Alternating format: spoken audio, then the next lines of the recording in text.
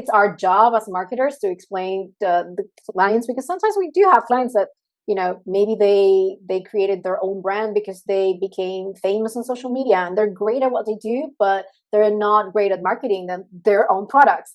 That's Right. where people like you and I come in to help them out. Now, when do you think it's wise not to do it, to not have an upsell, a downsell, or a cross sell? And when do you think would be wise to do it to increase AOV? Yeah, so we've tested that a lot, and we actually even created our own apps for Shopify because it works so well.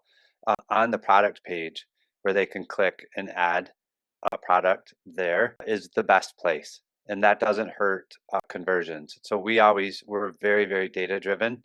When they add it on the product page, the upsell, we make sure that it's very congruent with the main product on the page so that when they add both, it puts them into the cart, and then from there they check out. We've watched thousands of videos of people, and another thing that we noticed is a lot of people will add multiple products to the cart and then go shop in the cart. So they'll put 4 or 5 products in there, and then they'll go into the cart and look at the ones, remove the ones they don't want, and then check out with what they want.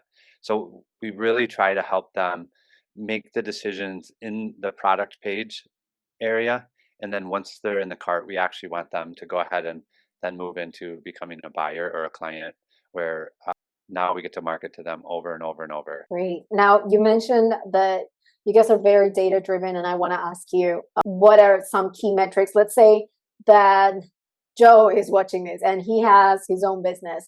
What are the key metrics that every e-commerce business, if they own a business or they're hiring or working with someone, what are the key metrics they should track? Because I feel like for someone getting started and maybe they're thinking about bringing in someone like you or me to help them out, what do you and your team usually track? Because like I said, there are so many, like you have ROI, you have AOV, you have ROI, CPM, like, and for someone getting started, that can be really complicated. So if you had to say like top 3 or top 5, if you wanted to, that you usually have you and your team just have a look at it, what would those be?